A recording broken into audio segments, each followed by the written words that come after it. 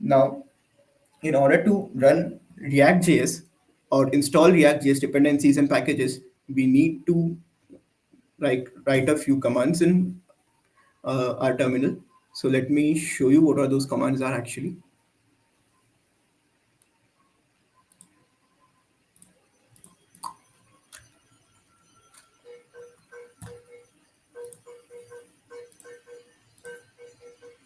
Yeah, sure. I think my screen is visible, right?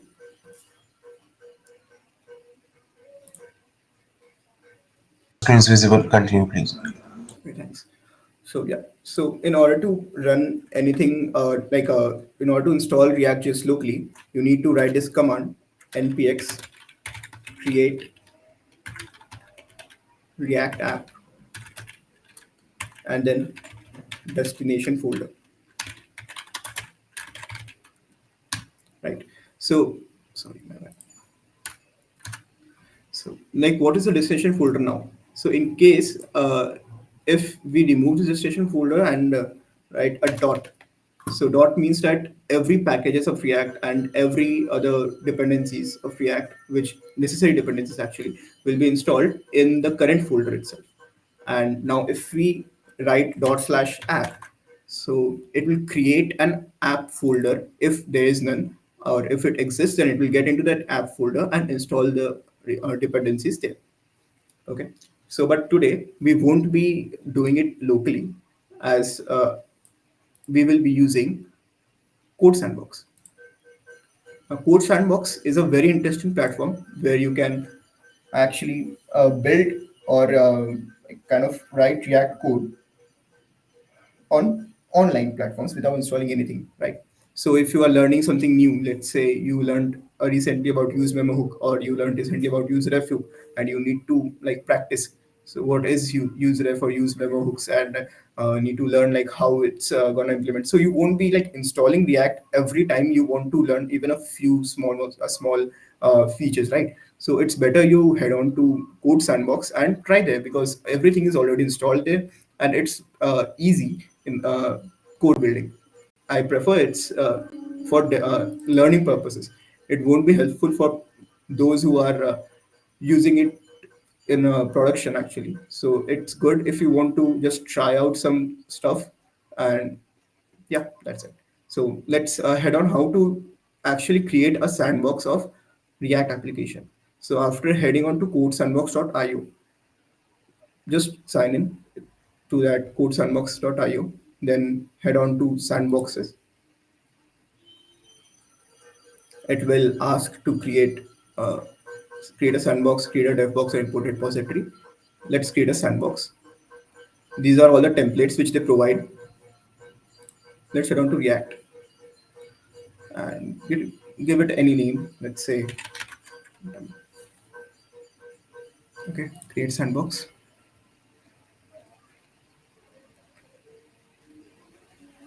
There you go. It's that much easy to create a React application, or install React application, or even work with React on online environment. Because if you are doing it locally, you need to just wait for 1 to 2 minutes in order to download all the packages and dependencies. And it also depends on your internet connection, how fast your internet connection is and how slow your internet connection is. So it depends. Usually takes times, and in order to run that React application, it takes like another 1 minute time. Okay, so I like, if you want to learn something, like this is the best thing where you can learn something. So today we will be covering React.js topics, React.js basics and advanced, by building an pagination application. Okay, so what is pagination? So pagination means like you have a huge data set. Okay, so let's say 100 or 200 data are there. Let's say you have an Excel file or a JSON file which has 100 or 200 columns. So you need to suppose you need to show like five five data in one page, and per page, like five data per page. So pagination helps you do that. So like in first page you can have first five data, then on second page you can have next five data, like that. So we will be building that pagination platform here. Okay. Now, here we can see after building our React Sandbox, we have three files, right? app.js, index.js, and style.js. Style.css, sorry. So in style.css, all the styles are mentioned. Okay, so all the CSS is mentioned in style.css. While index.js is the entry point.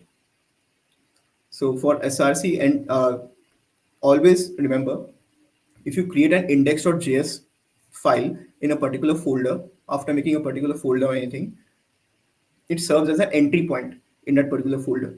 So index.js is an entry point to SRC, right? And in index.js, a root is created.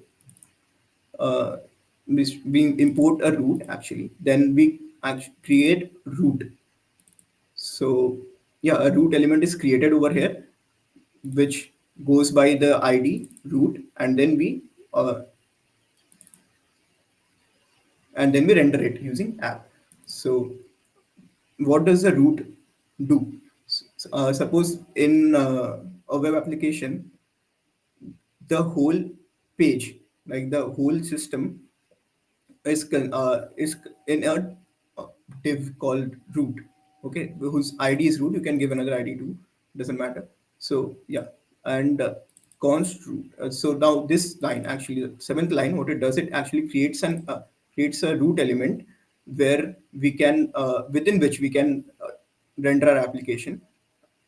And then in root.render we have app app which is running. Now what is app? App is actually a component rendering system, component rendering. Okay, so I have app.js right here, app.js. So what it does, it imports the app file actually. Then it app is actually a component, and then it gets rendered at line number 11. Now what is a component? The component is the what I can say is, okay. So component is a React part, is a part of the React which helps you render stuffs on the screen. So let's say this function app, this is actually a component. A function is actually a component. If we use it like this, then it means that it helps you render the components, like all the files, all the HTML inside it. Okay, in app.js we have like, let's move on to app.js, and in app.js we have some code over here, right? Like all the devs, and this is a HTML portion. This is HTML portion, and it is getting returned from this function application app. Okay, and now instead of app, now here instead of app, all these things will be replaced with. Okay, so this will be actually rendered inside root. So first there will be a root div. Okay, and within that root div we rendered the app function. Now this app function is actually rendering this particular piece of code.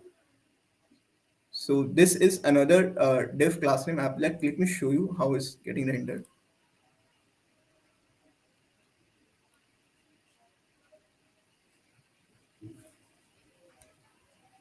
Okay, let's see this. So this is the body, and within the body, like I have said, root is we created the element root. So this is a root element, and within the root element, we have this div class app. Now, what is this div class app? This is actually the div class. Okay, so as you can see, this div is actually rendered over here. And further exploring this div, we have h1 and h2. Okay, so everything inside that return statement is getting executed over here.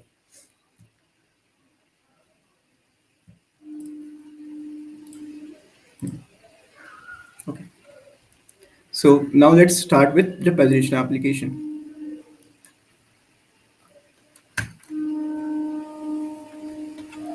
In order to build the pagination application, let's see what functions we need in a pagination application. So first of all, there should be, let me go to a whiteboard. I think that would be good.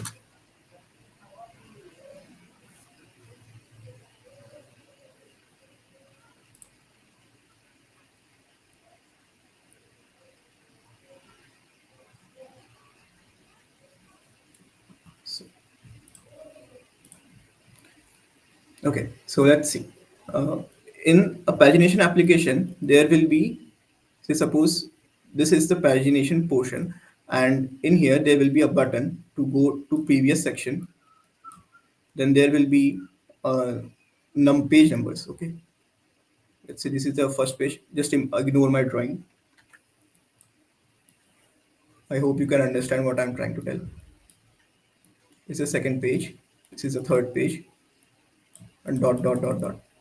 Let's say, and this is the next button. Okay.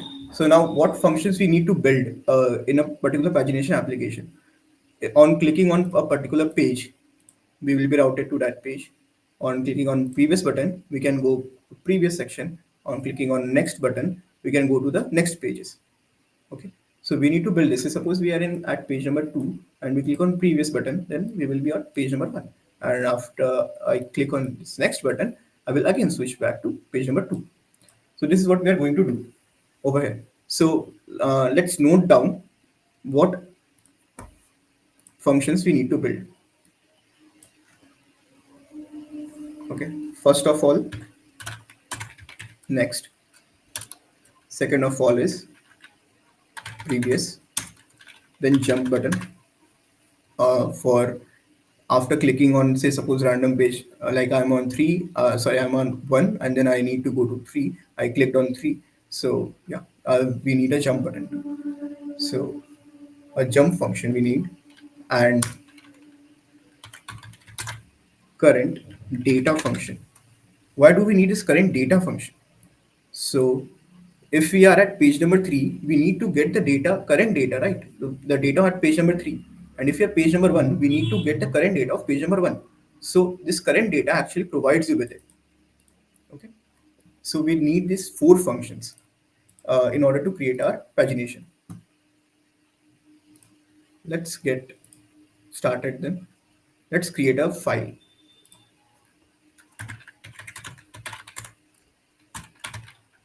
Pagination.js. Okay. So in pagination.js, we will be writing all the necessary functions. We will be declaring all the variables. We will be declaring all the functions over here, and then we will return all the functions we created. So why aren't we doing it at app.js, and why we are creating another page or another file called pagination.js? So actually, we are creating this pagination.js because it will help you to organize the data.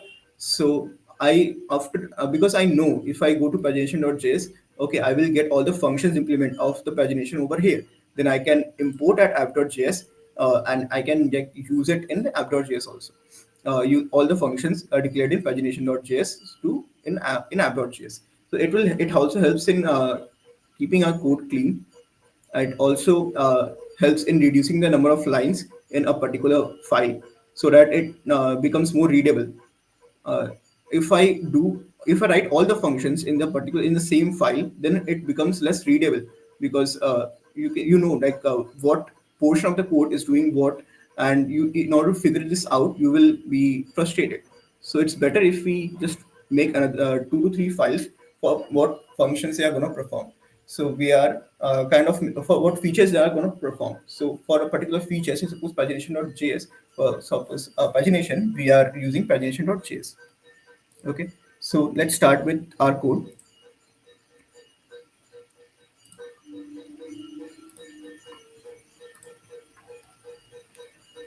Okay, so let's create a function called use pagination. Okay, so in this we are taking 2 parameters, which are data and items per page. Now, what are items per page? Items per page, as the name suggests, we have the number of items we need to display in a single page, and it is constant, like five items on a particular page, or 20 items on a particular page, or 24 items on a particular page. And data is actually the entire data which we need to paginate. Okay. After creating this pagination, after this function, we will have a use state a use state and a max page. So this current page, what does it do? So this current page and set current page are the uh, variables which helps in changing the current pages, like which page we are in, knowing what page are we currently on. Say suppose we are on first page, so it will show the value of first page, so it will store the value of first page. So say suppose we jump to third page, then it shows the value of third page.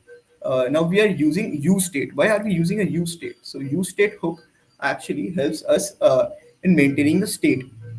So say suppose if I change the state of current page from 1 to 2, then the whole page re-renders. Okay, and if we modify anything on new state, the whole page re-renders. And this current page helps in keeping track of the value, and set current page is actually a function which will help you to change the value of the current page. Okay, so this set, if this set current page gets changed, like it gets executed, then the entire page re-renders. And this, what is one? Now one is the initial value. While creating use state, we need to mention the initial value, which is one. Over here, like we are initially on the first page, right? So let's say we have mentioned the initial value as one. Now use state must be imported, right? So in order to import use state, we need to just give a command, import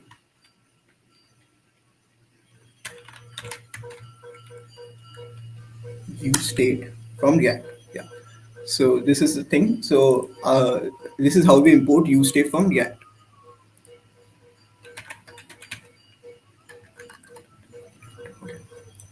Okay. So now what's max page? Max page is to keep track of the total number of pages we are actually dealing with. So say suppose we have 100 data and we want to show one data per page, like sorry, five datas per page. Okay. So then what we will do is 100 by 5, which is 20. So the max number of pages is 20. So that's what max page indicates, like the total number of pages we need to create in order to store all the data, in order to display all the data. And why we why do we use seal function? Now I think many of you are familiar with seal functions, but let me tell you what is seal function.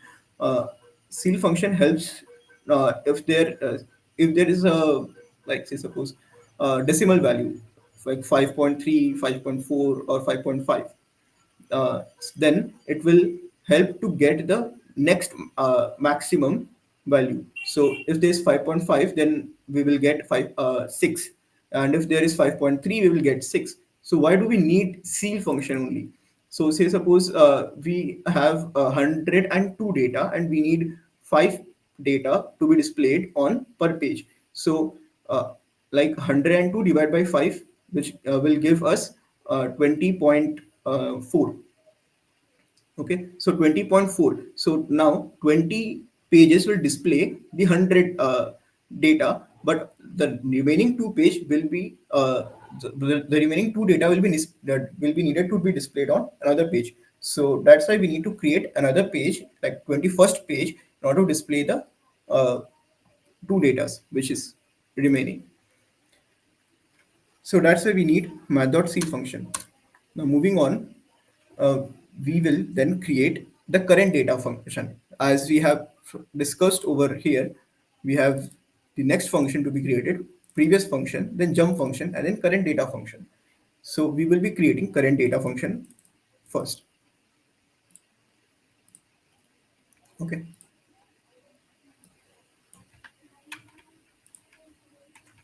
Okay. So this is a current data function actually. You thinking like, how am I writing this? Why? How is this appearing so fast? So because actually I've written all the codes beforehand uh, to save the time, and I will be explaining you pretty much everything over here. So this is a function current data. Here we will have a function called begin, and sorry, function data member, which is begin. And what will begin signify, like the index of the beginning, like the index of the starting item. Okay, the first item, index of the first item. So say suppose for the first page, for first page we need 0th as the index. So if we are doing like 5 pages, if we are sorry 5 items per page, then it will the begin will indicate 0, right, the first index in the page, in any page. So say suppose if we are in first page, then we need 0 as the first index, right? So the beginning index. So how we will get 0? Like the current page minus 1. So we are on first page minus 1 multiplied by items per page. So 1 minus 1 is 0 multiplied by, say suppose we have 5 items per page, to 0, so 0 into 5, which is 0.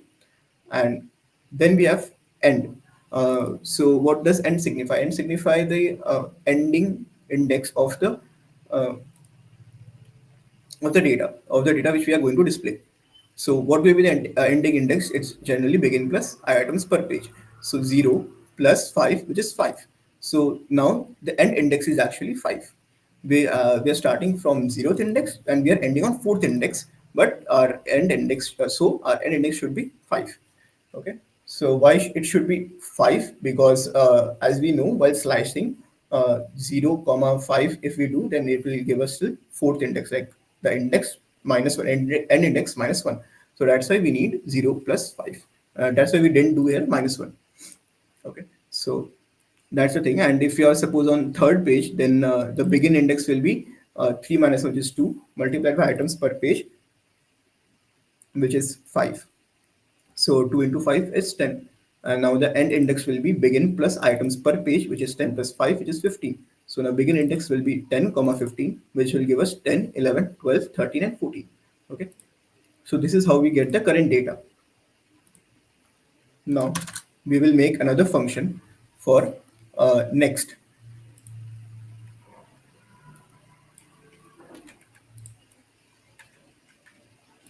Okay, so this is the next function.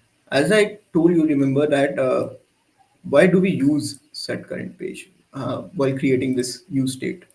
So the current page indicates the count, like, or the value, the current value actually, and set current page is used to it's actually a function which is used to like modify the current page. So you cannot just assign the value to current page is equals to this, or current page is equals to 3, current page is equals to 5. No, you can't do that. You need to use this set current page. So this set current page will help you modify the value of current page. So in next function, we need to go to the next page, right? So in order to go to next page, what we are doing here is we are creating another callback function. Okay, so this is another callback function which will get executed. So it will accept a current page, then it will calculate current page, the minimum of current page plus 1 comma max page. Okay, so why do we need current page plus 1 comma max page? Say suppose we are at 20th page, and which is the last page. Okay, and now we clicked on the next button. So 20 plus 1 is 21, right? And so we cannot go to 21st page because there's no 21st page. So we need the minimum of the current page plus 1 comma max page. And if we are at third page and we need to go to fourth page, so if I click on the next button, then what will happen is 3 plus 1 is 4, which is 4 comma max page, which is 20. So the minimum value is 4, so we can go to the fourth page. Okay, so this is how this function actually works.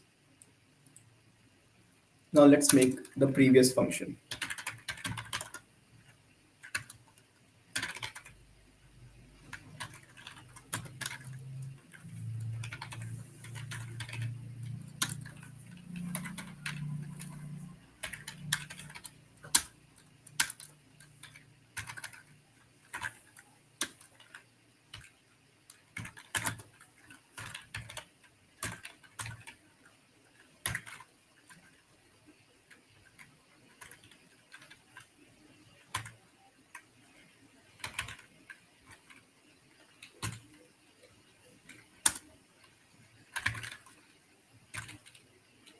Yeah, that's it. So what is happening in the previous function? So in this previous function, we have to go to the previous page, right? So let's say we are at fifth page and we need to go to the fourth page. So after clicking on the previous button, it will be redirected to here, and then the current page will get changed to uh, 5 minus 1, which is 4, I guess. And then, like, what is the maximum here? 1 or 4? Like, 4 is maximum. So it will like set the current page to fourth page. And if we are at first page and we need to go, and if we click on the previous button, then what will happen? We cannot go to zeroth page because there is no zeroth page. So here we need math.max because 1 comma 0 is the maximum is 1. So the 1 will get, so there will be no change actually. uh, yeah, that's it. That's about the previous section. And now let's make another function, which is a jump function. Like if we click on, if we are third page and we need to go to the fifth page without clicking on next, then we can do that using jump function. We make a jump function over here. So what this jump function actually does, so this jump function will have the page number, which is math.max 1 comma the page number, the page which we are which we clicked on. So it will check, so it will eliminate the possibility of the zeroth or like less than one pages. Okay, so if we are, say suppose we are mentioning, if we are writing, instead of clicking on a particular page, we are writing like, let's go to -2 page. So the page here will contain the value of -2, and which we don't want because there is no -2 page. So we need a math.max function 1 comma page. So if we go below 1, then it will give the value of 1 because maximum is 1. And then we set the current page to math.minimum page number comma max page.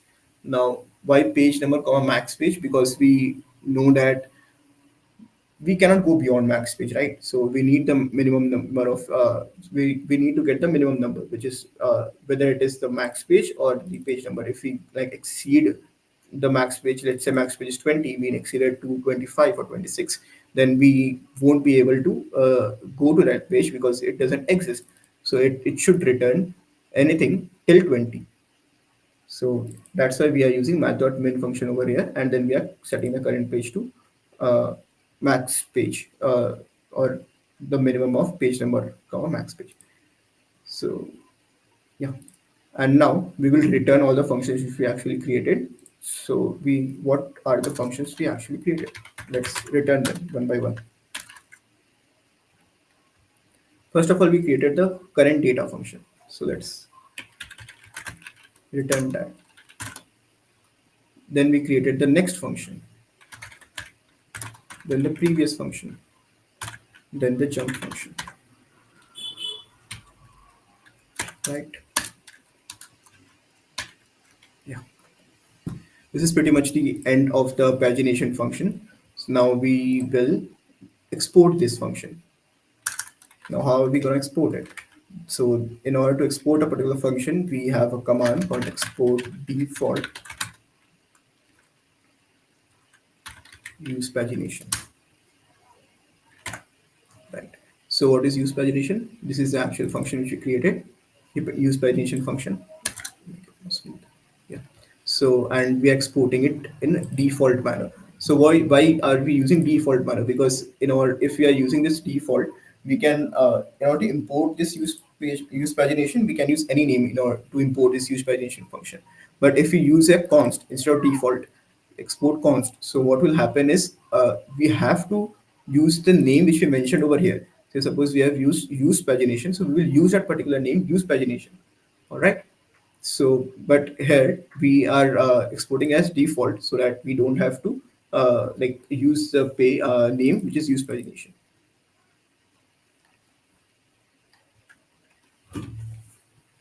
Let's save it. Now let's go to app.js.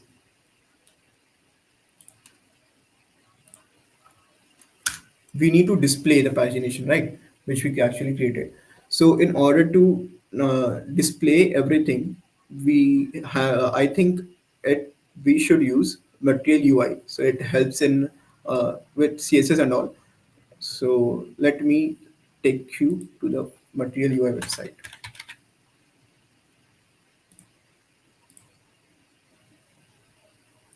So actually, this is a material UI website, and let's just check the installation first. How to install material UI. So if you're on your local environment, you can use npm install either material UI, emotion react, this one. You can just exactly copy this and just paste it and run. But as we are using code sandbox, we need to just copy this section, go to search, paste it here, click on this. It's actually loading.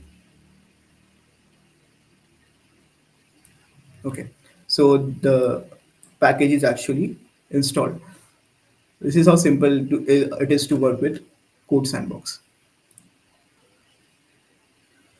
Now, let me just install all of them.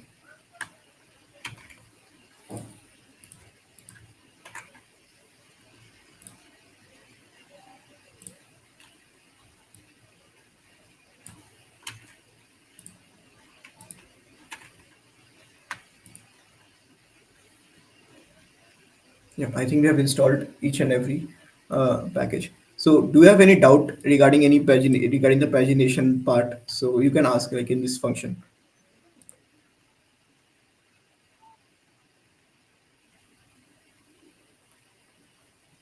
Hello everyone. If you have any doubt, please ask in this pagination.js.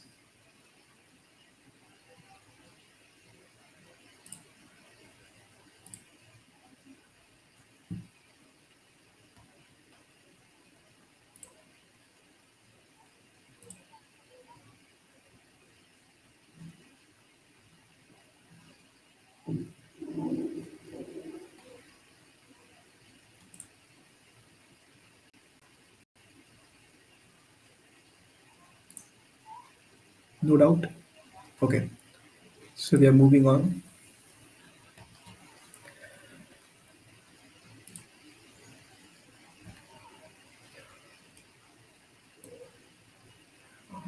Okay. So let's import everything which is needed. In order to import the pagination, you might not know like how to import a particular thing from material UI. So what you can do here is you can just go to material UI section, search over here. So say suppose I have to install pagination, right? So we can type a pagination. Yeah, the material UI has a pagination section. This is the types of pagination like which we can use. This is one type. This is another. These are layouts. So let's say we use this particular layout. So let's expand the code. As you can see, this is the actual code for the particular pagination which we need to do. I will just import this pagination, like copy this section and paste it over here. Import pagination from either material UI slash material slash pagination, right? Okay. So before this, now what we will do is we will create a use state for making keeping a count on number of pages. Say const page comma set page use state.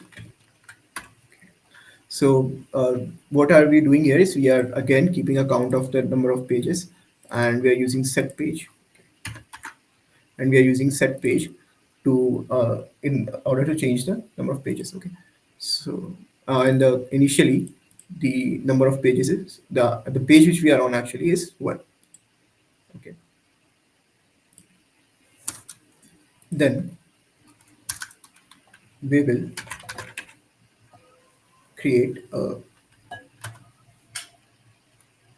and now we will call the pagination, okay, which we actually created over here, pagination.js. So let me see. Let's go data.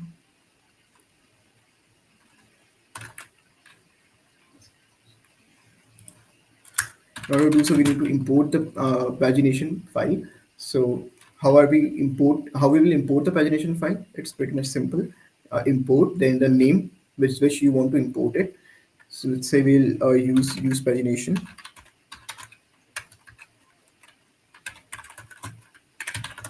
from, and then we will mention the uh, location where it is. So it is in SRC folder only, and the name is pagination.js. So dot slash pagination, right? And now we will call the pagination, use pagination function, and then we'll pass the data. Okay, so now let's take some mock data for this. So let me provide you with the mock data.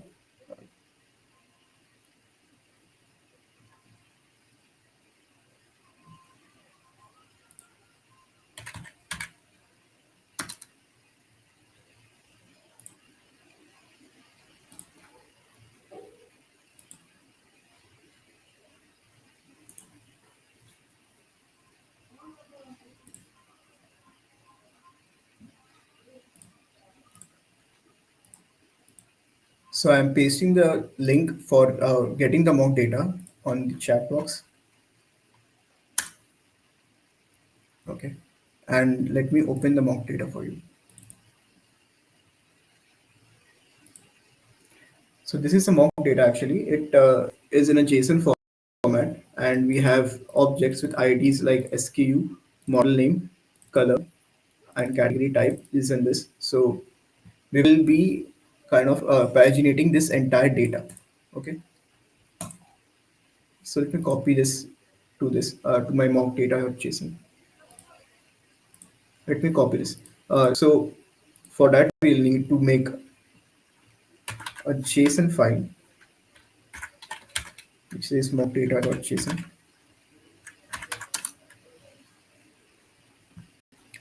and let me paste the data.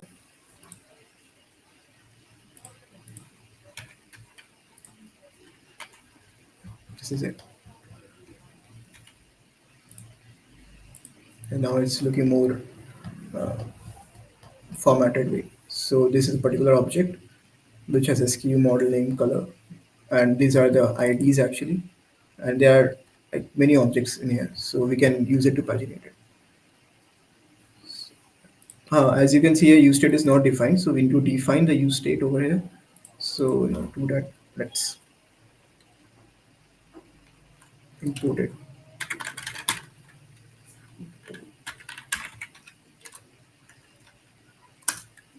Yeah. Now we will have to import the data. So in order to import the data, import.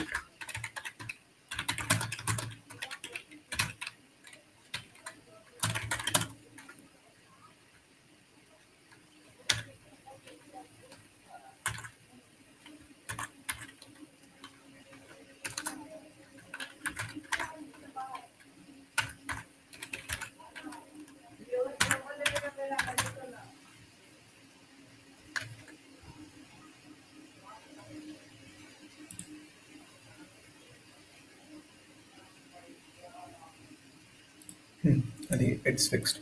So yeah, we have imported the data, the mock data which we actually which I have shown to you as data over here, and now we will be using this data in for pagination. So we will call the use pagination function with the data parameter, and now guess what we will get in data, like what data which will be returned from this function. As you have done in the pagination, according to you, what data must be returned in data, and what will be the data type of that particular data which will get at line number 9? Can anyone guess in the chat?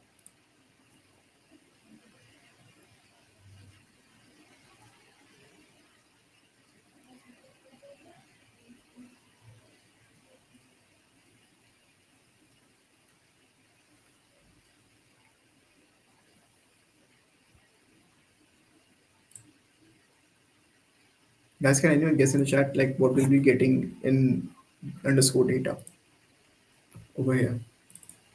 after calling this use pagination function.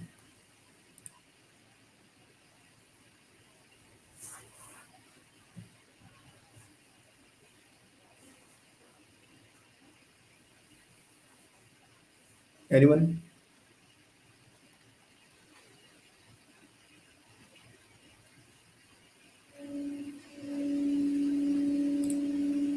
Okay. So let me tell you like what we will receive in underscore data. We will have all the functions which we created, which we returned in pagination.js. These are the functions we created, right? Current data, next, previous, jump. So we will have all these functions in the underscore data, and the data type of it will be object. Okay. So we will have all the functions in underscore data.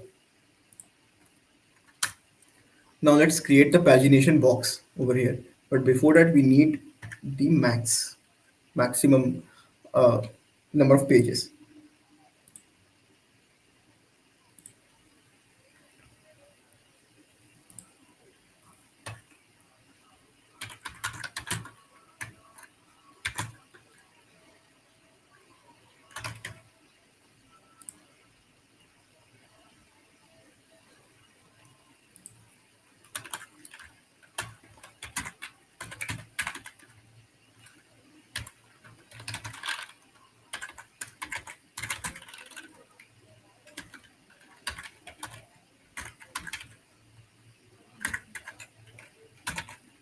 Okay.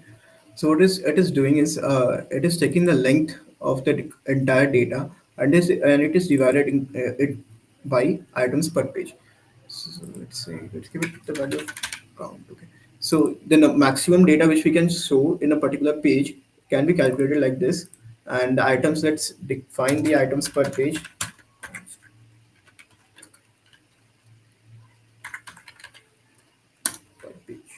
as 24. Okay. Now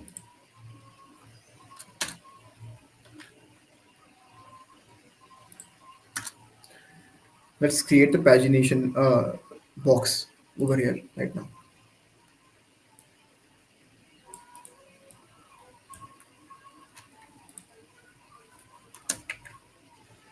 Yes. So in the count, we have the count of the pages, the total count of the pages. So yeah, and then the page, which means the current page we are in. So variant is outlined, and the shape is rounded, right? And now we will have an on change function also over here. We'll pass handle change state. Okay, so now this what does this onChange function does? It's also another parameter which we are passing on this pagination component, which is handle change. Now handle change will be a function which we are going to create over here.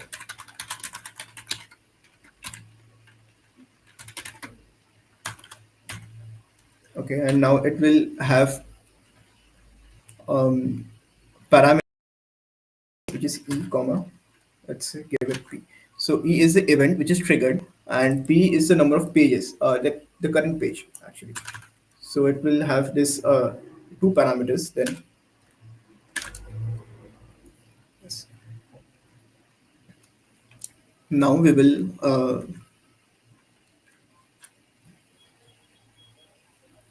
call two of the functions which we actually need to do. So first of all, underscore data dot jump. So as we know, we will have the count of page, like the page will be which we are going to be on. So I will pass on the page number. So I want to be on this page actually. So we have created this jump function on in pagination section over here. It accepts a parameter which is page and which is what we are passing over here. This jump in this jump function, the page number actually, which we want to be in, and then we also need to set page. This is the page. We also need to set this page to p, the page we want to be in. Okay. Now, as you can see, it already is showing here uh, the all the pagination details like 1, 2, 3, 4, 5. These are the page numbers actually, and this is the next button and the previous button. All the CSS are have been written by Material UI, and we are just importing these CSS in our file. Okay, so this is how we create the pagination section. Now let's move on to show the data. Let's create a div where we will actually show our data.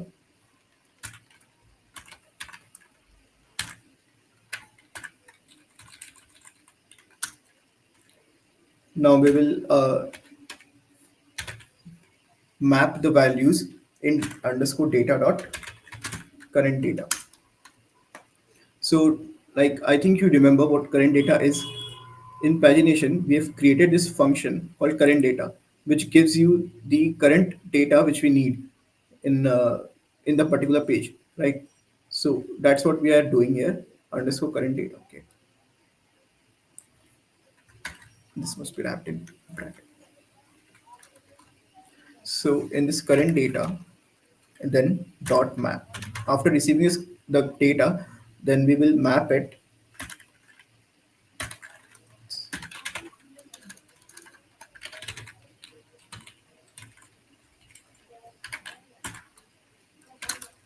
Okay.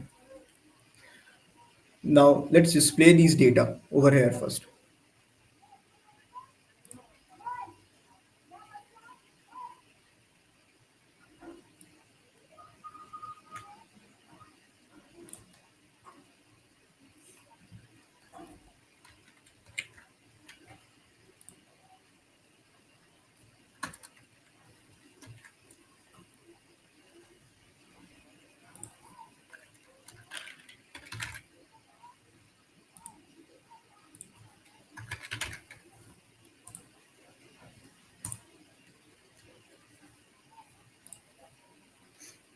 Okay.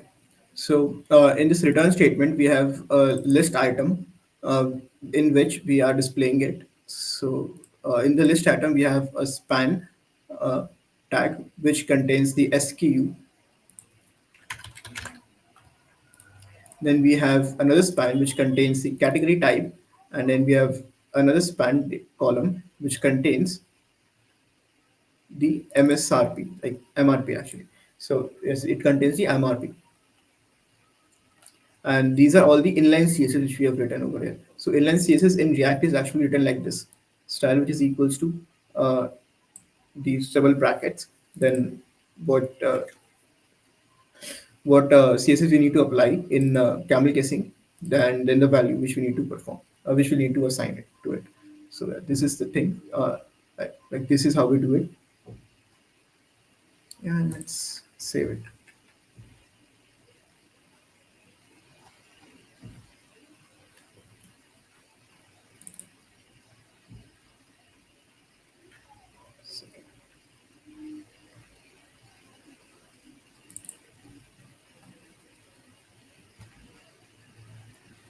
I think there's an issue over here.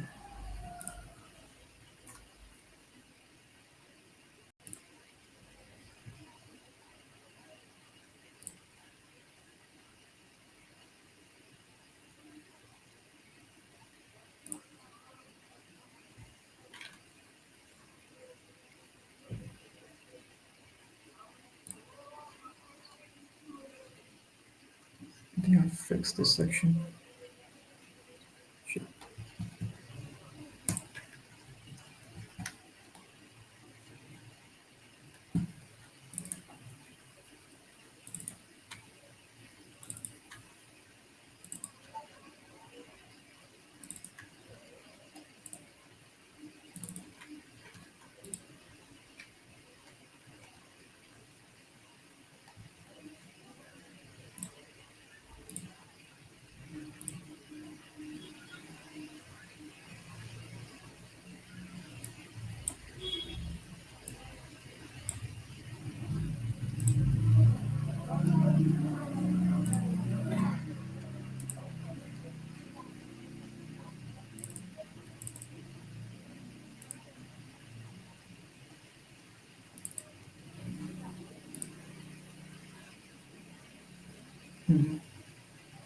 I think we have hit a roadblock over there. Let's solve.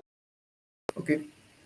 If you can point out any errors in this code, like you can do that. Okay, so let's solve this issue. Like it's actually the part and parcel of being a developer. We need to solve the bugs which we have. See,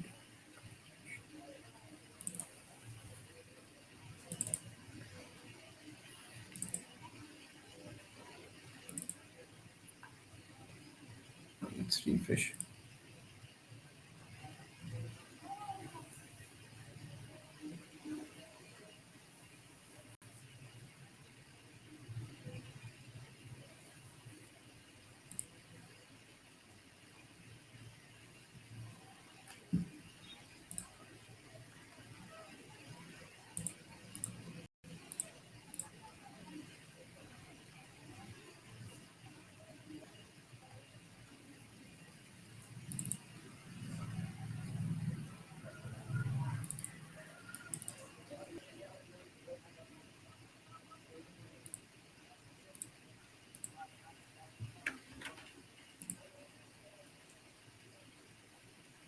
I think this code looks good.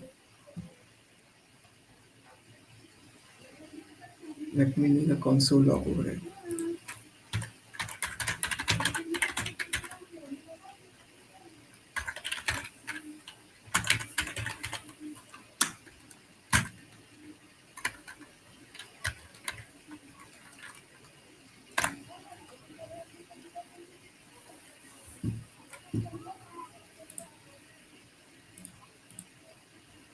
All right. So I think does it accept something?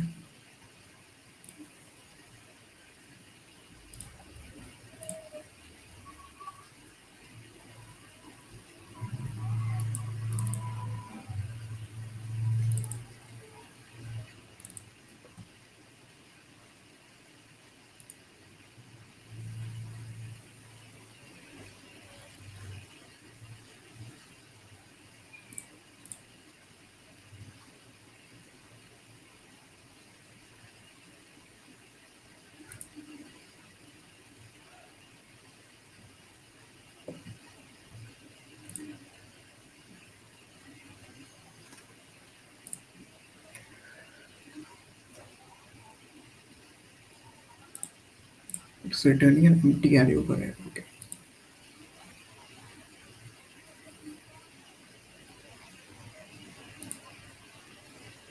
Okay. Okay. I forgot to mention the items per page.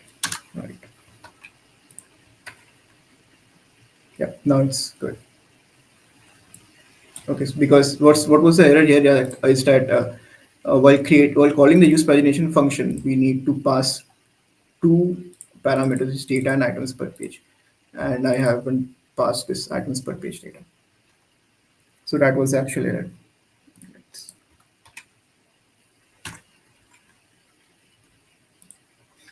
Okay.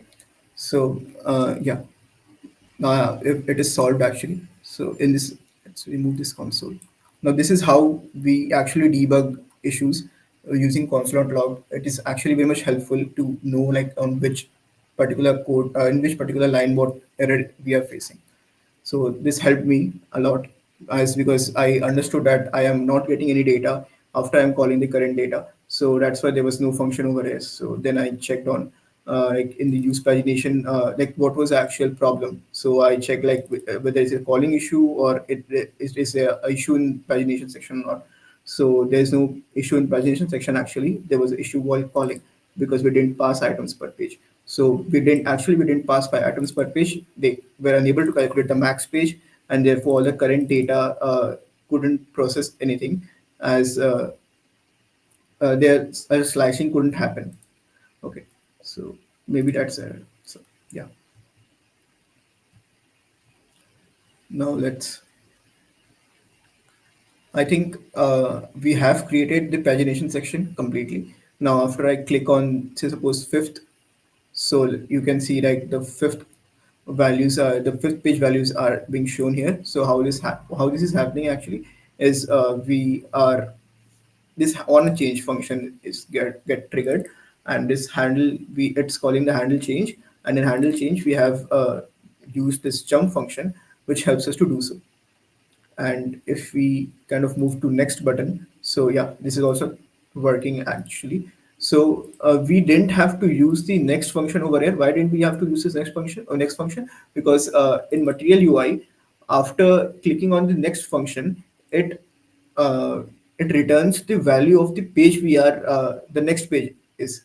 So that's why it is easier that way. So we have only to use the jump function. So after I click on this particular button, which is next button, it will give you the ninth page number 9. So in this handle change, we'll have page number 9. So then we will jump to page number 9. So this is how it's actually working. Okay. Yeah, and the pagination section is actually complete. Now, if you have any questions regarding this pagination section, you can ask in the chat. Before that, let me explain like what I did in the return section. Like I think I haven't explained it properly. So after calling this current data, we have mapped the values, and how we have mapped the values is like we have created a list over here. As you can see, this is a list, right? We have created a list over here which contains a span tag, and span tag we have SKU v.sku.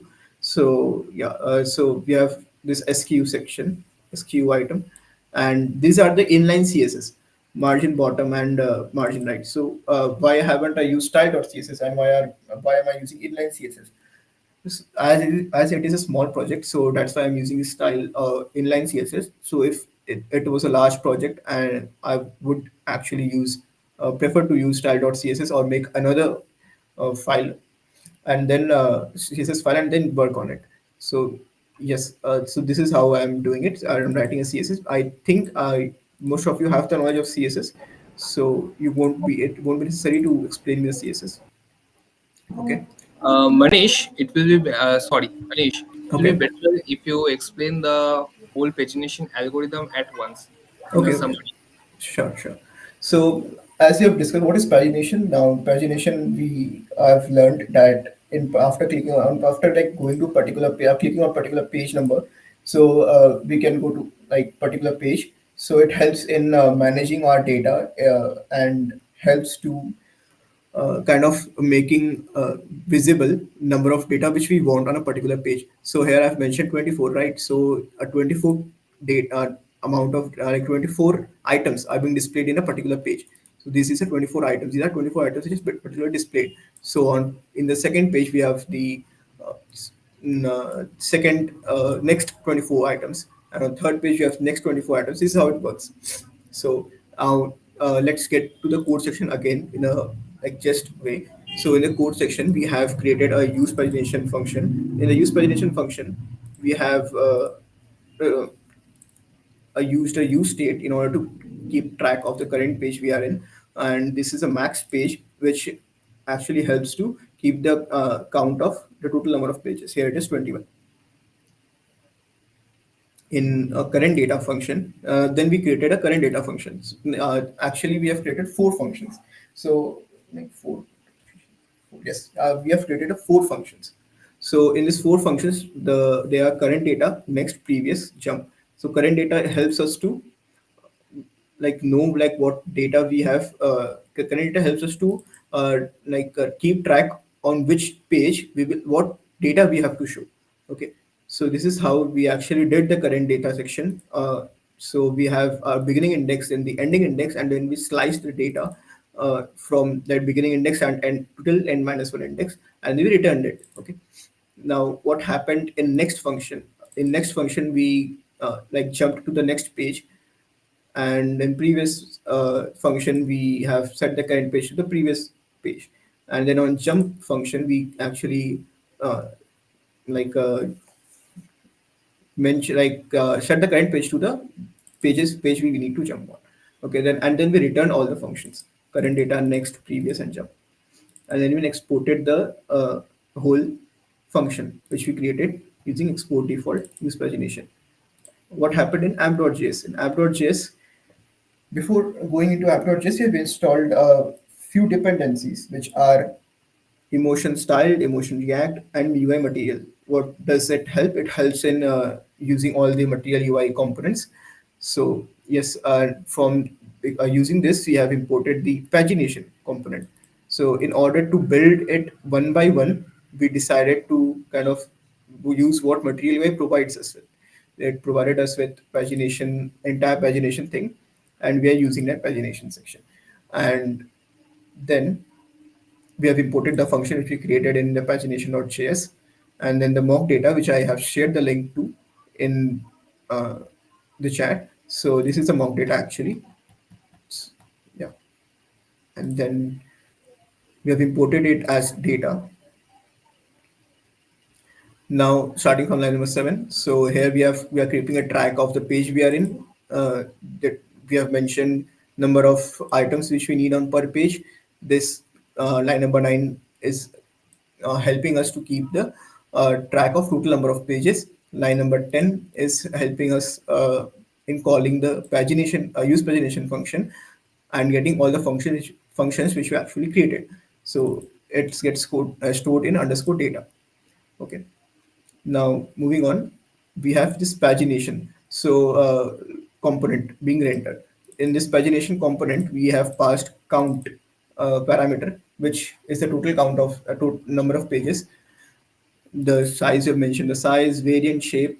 Now, in page, we are mentioning which page we are currently on. Okay, and on change we have an and handle change function. Now what does handle change function do? Now the handle change function helps us to set the current page to the page we actually clicked on, and underscore data dot jump, we call the jump function in order to jump to that particular page which we actually clicked on. Okay, then what is happening from line number 26 to 49, we are actually rendering the data for that particular page. So suppose we are in the first page, so we will get the data for to be displayed on first page from current data function which we actually created in pagination.js, and then we returned that data, and we then returned everything like the HTML code here. So we are using this curly braces in order to write some logic between the HTML. So it is the React is helpful in this way. So like if you have to write any logic in between HTML sections, we use this curly braces. We write any logics in curly braces. Okay, so we have created this curly braces, and then we have called this functions or do whatever you want, and then you can return actually the thing the HTML which you want to render. So this is the HTML we want to render. So what will happen now? Like say suppose we have got everything like this HTML will be replaced by these things. Line number 27, 28, and from 47 to 48. Yes, the actual thing will be replaced. So now this list, so in the return section, we have the HTML part. We have created a list over here, list of items. Then we have a span tag, which indicates this SKU. Then another span tag, which indicates the category type. And then another span tab, which indicates the price, MRP. So yes, that's pretty much the pagination section. This is how we conclude our pagination project. So guys, if you have any question, you can ask your question in the comment section.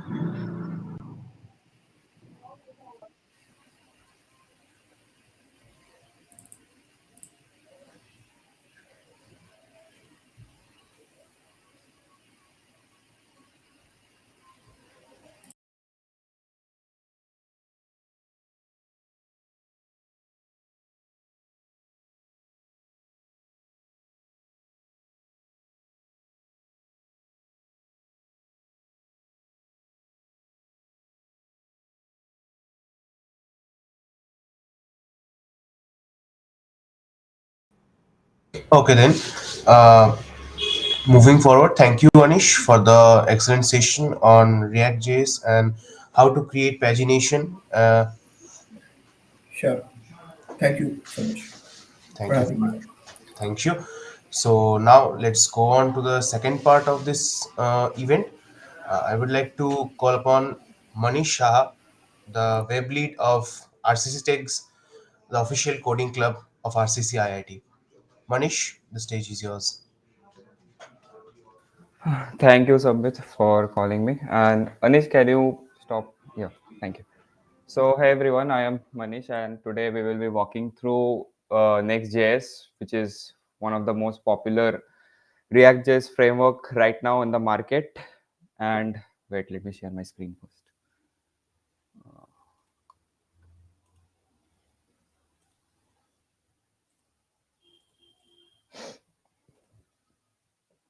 Is my screen visible? Yes, your screen is visible, Manish. Yeah, so I am pasting a link in the chat. Everyone, please go to that particular link. There will be few commands there. You can just paste and move on with the session. And I will be going pretty fast. So yeah. So what is what is Next.js like first of all? So it is basically a React.js framework with a lot of features that help us level up our developer experience by providing a lot of features like server-side rendering, image optimization, code splitting. I know front end is pretty much filled up with a lot of sugar-coated frameworks like this, and it's a lot overwhelming to hear this at first, I know. But before moving into this particular section, I will like to make you guys understand like what actually is this server side rendering and ssg ssr isr, I know. So let's get started with this first. So before that, what you did right now with React.js was client-side rendering. Like all the data which you guys coded and everything in this particular type of rendering is done on the client side, like basically on your browser, right? So this is the base architecture of how this thing particularly happens. You can just take a screenshot of what client-side rendering is, and this is what basically React does. And now, what Next.js does, or what Next.js mostly does, is uses a concept called server-side rendering. So instead of rendering stuff on the browser, like on the client's browser, it typically creates the HTML files and everything on the server and directly sends it to the client's browser. And this is very fast in comparison to that, normal client-side rendering and all those stuffs. So moving forward, we also have a concept called static site generation, which is SSG. I know this is also a bit overwhelming, but this basically happens in the build time. And what build time basically means is that when we are basically moving our code into production, like when you are actually shipping the code which you are writing and you want people around the internet to see what you have developed and your code is actually running on the main web. So that is basically called the build type. Your code is basically shipped, and in static site generation, we like basically build everything. It's in like all the static stuffs and everything is built in the build time, and the whole thing is then passed down. And this is also a very fast concepts. And but next gen doesn't only uses these two concepts. It the main thing it uses is the hybrid concept of static site generation and server side rendering, which is called the incremental static regeneration, which basically takes something from ssg and ssr and puts them together, and just boom, you have a good framework that helps you in everything. And that's a lot of mumbo jumbo, you can say. And I know a lot of sugar coated terms, but you need to know this because moving forward you will hear these terms a lot, and especially in web development. So with that, I want you guys to like go to that particular link that I pasted in the chat, and from there you can go to the first link, which is the official link of Next.js, and click on get started. Like how are you going to get started, and click on installation and just copy this command, right? So we'll just paste this command over here, and you can name whatever you want to name your folder as. So I will name my folder as learn next, okay, and press enter. and it will ask me a lot of few initial stuffs. Let's wait for it. Oh, internet is pretty slow. Sorry. Yes. So it's asking me whether I want to use TypeScript. Don't worry, I will give you all the code. You just follow up with me right now. Press yes. If you want to use ESLint, you press yes. If you want to use Tailwind, press yes.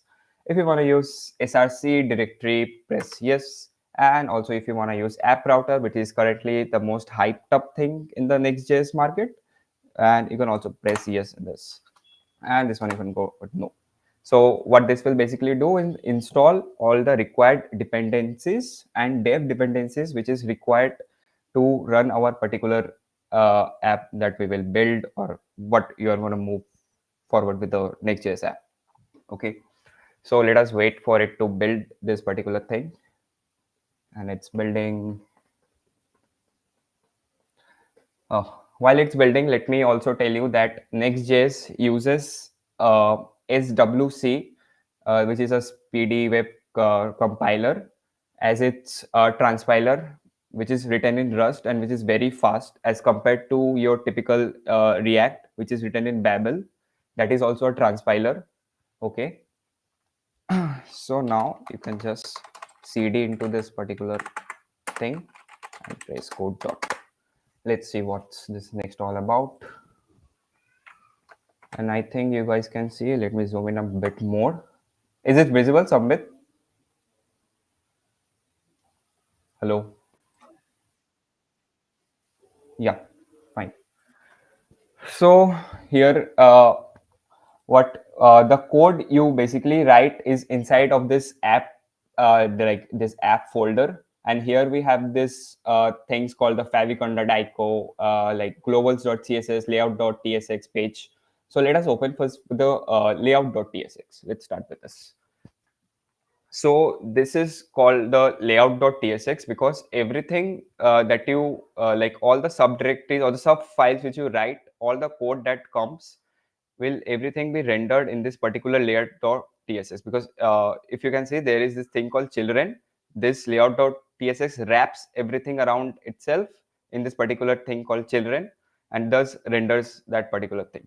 So if I just do like npm run dev from my terminal and open up my wait, which one? Let me open this one.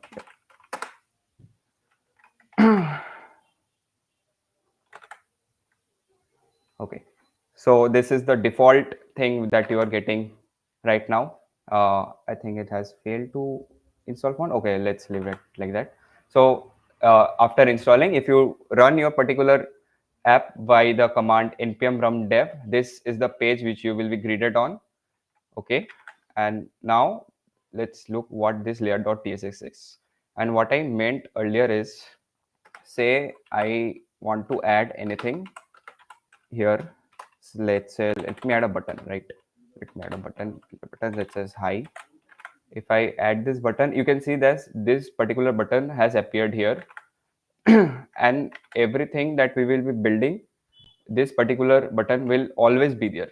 So basically we use this particular layout.tsx to have our navbar. If you know what a navbar is, this particular section of our page has our navbar, and also the footer, which is basically the bottom portion. So this layout.tsx, we use it to have our navbar and our footer. Okay, moving forward, what this app directory, inside of this app directory, if we render out, if you want to render out sub routes, like say this is the home route, and if you want to have anything called like say eg or example, whatever, currently it will show me as 404 not found. This is a default page that is rendered by Next.js. Since this particular route doesn't exist, so it's giving me this particular error. But what I can rather do right now is go inside of this app.ts, like this app folder, and create a folder with this button called let's give me also eg. And here I can create a thing like a file called page.tsx. Okay, and I have like snippets installed, so I can just pretty much type it out fast. And if I save this, you can, and now if I go in this particular route again, you can see that this page that I wrote right now, just right now, is here. And why it's here? Because this folder, everything in this app directory, and every folder inside the app directory having this folder like page.tsx inside it will have a particular page, like anything. If you like edit this page or what any kind of mumbo jumbo, and yep, we can also see that it's reflecting. And about the layer.tsx that I mentioned earlier, you can see this high is still here. Why? Because this layer.tsx wraps everything around what we are rendering. Like this whole page is wrapped around this layout.tsx, and that's the main reason why you guys are having this thing called the high button here. Okay, so this is the basic, like the very basic thing which you need to know in your Next.js. And if I can create any more folders, say hi and another page.tsx. If I run a snippet and type anything here, like say this is me, whatever. And if I go into this particular folder called hi again, you can see that this has all again rendered, and this is pretty much everything what happens. And inside of this you can also have a sub route, like by sub route I basically mean is here you are having hi, I can also hi like have hello as our sub route. So as my sub route I can just create hello over here, and again I can have a page.tsx. And if I run my snippet again, yep, so if I press hello, yes, so this is not giving me an error like a 404 error because I'm having this route. But say now, just say this file was not named page.tsx. Okay, let's name it as okay, hello.tsx. Okay, update imports, yes, can update. And now it's going to give me error. And why this is giving me error, you might be asking, because I am having a hello folder inside a hello, then why it's giving me error? So the error is basically coming because you are not having this thing called page.tsx. So the main thing in this Next.js app router is you need to have a page.tsx inside of it to render it out. Okay, that's one thing. And apart from that, inside of this like this app.tsx, you can also create a folder where say you are using a particular component and you don't want that component to be rendered. Okay, so I can just use this particular symbol, which is the underscore, and name that folder. Okay, ULET. Okay, and now if I create this particular page.tsx inside it and run my snippet, I won't be able to navigate inside of this, since whatever starts with a underscore inside an app directory is not rendered out as a page. Like if I now go, you can see this. It's giving me a 404 error. Oh, and you might be wondering why it's giving me a 404 error. It has a page.tsx. It is giving you an error because this particular folder name has started with this underscore, and whatever starts with an underscore is basically used for organizing your code. So, and this globals.css, which is written here, this is your main like the main css folder that you guys have. Okay, and here whatever you edit or whatever you do, say if I remove all this, let me remove this. Okay, now if I remove all this, you say previously if you had seen the pages, there was this lines because Next.js by default after installing you had a lot of pre-built stuffs which was pretty confusing, and whatever, you can just remove all the css and write all your css here. And Vercel, which is the like the creator of Next.js, suggests you to use Tailwind for this particular app router, And if you don't know what tailwind is, you can just research more about it. But it's basically, say if I want to style this particular stuff, say this is my thing and I want to style this particular stuff, so I will just give it a class name and give it a text of text for Excel, and see, now you can see that it has level up is game whatever. So this is how we style in tailwind. You can research more on how tailwind is used and whatever, but this is how, like, this is what mainly Vercel suggests you to use if you are using Next.js. And this is the basic things which you need to know uh, before moving forward. So now if you go down to the link which I have provided, okay, so yeah, if you go to the link which I have provided, there will be a command called this git clone. Like the particular command, just copy this command and paste it in your terminal, and just write in the chat if you when you have pasted it.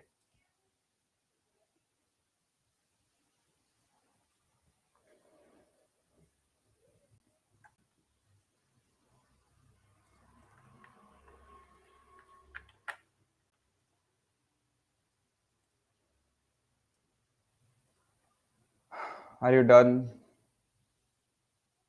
Hello.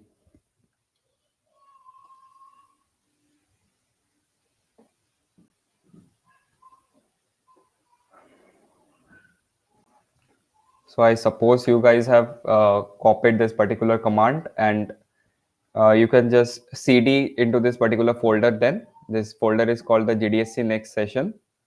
I have named this.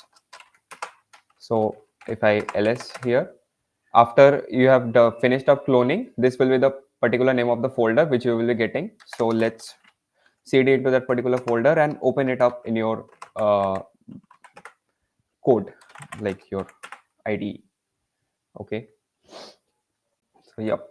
Let me close all of this. Yeah. So here, if I run this thing particular right now, I've already have this developed, so that you can just start by what I mean. Let me stop this server and close this as well. We don't require that right now. And just type in the terminal npm run dev after you have cloned. Okay. So there is one more step which you guys need to do after you have cloned this particular project, which is type this command called npm I.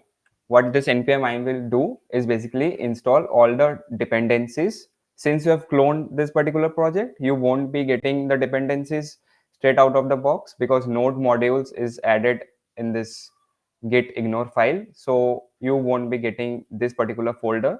So for installing every dependency that is required to run our project, you need to write this particular command called npm I. So now after you have written that particular command, all these particular dependencies called the Prisma next, and whatever it is, everything will be installed. And after you are actually done with this particular step, just type npm run dev. What this will basically do again, like same as before, this will run our development server, and we can go here and just wait for it to compile a bit. Yeah. So this is what you will be getting after you have caught up with me right now. So this will basically show you welcome to the next session. And if you go to posts right now, this is the thing which you will get. Okay. So let's understand what's actually happening right here. So in this Next.js, what we have is a concept of dynamic like routing. Okay, I know it sounds a bit complex topic for you right now, but I will try to make it as simple as possible. So say you're having data coming from an particular API endpoint, and like by an API endpoint I mean say we are hitting this particular API endpoint called JSON com dot limit, which is limiting up to just 3 responses if you can see, we are having only 3 responses here. And when you are like when I'm hitting this particular response, I want to render this particular response and its data in my like this particular app or this particular route. Okay, this post route and then this page. So these are the 3 responses which I have rendered, right? So this is what basically happens when you like you want to render this particular stuff using async await. Okay, and what Next.js basically uses for this particular thing behind the scenes is what I taught you before called the server side rendering. Since this particular like this particular thing is not marked as use client, like with this, like this thing is not rendering on the client, so this total thing is now working in the server. Okay, and this will be pretty fast if you guys think about it, since the data which will be incoming will be rendered out very fast. Okay, so now if I have a lot of data here, like currently I'm having just 3, like my limit up to 3, so I am only having just 3 data here, and now if I click on any one of them, it's now giving me that the post was not found. Okay, and because this like currently this data, there are only 3 endpoints, like, and if I want to say increase this to up to 10, now it will give me just 10 of the posts. And if I write any kind of mumbo jumbo here, this will give me post not found, since this particular the data doesn't exist, since I'm having a not found page. And whenever you're having this particular not found .tsx inside of your app directory, this whenever there is something which you are trying to access which is not in your website, this particular thing will be rendered every time. Okay, and inside of this particular page, what I'm using is a concept of like dynamic routing. So this whatever I will receive over here, say I have 1, so I don't know why it's giving me error right now. Wait, I have to check. This post was not found.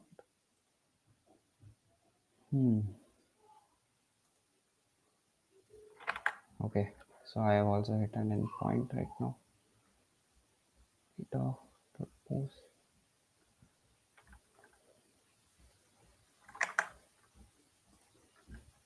Let me submit it here. I submit my post. Yeah, this is also having a bit of error. I don't know why. Let me quickly debug this. Just wait.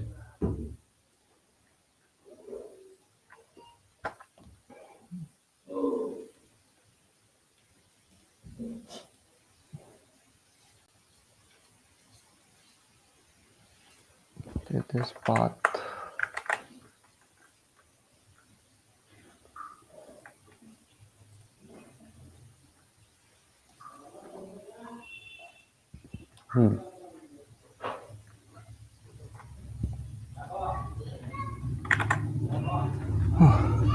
So if we just wait a second, let me just grab it first.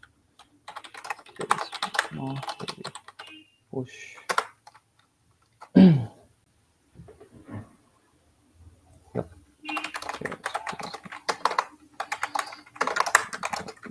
Seed.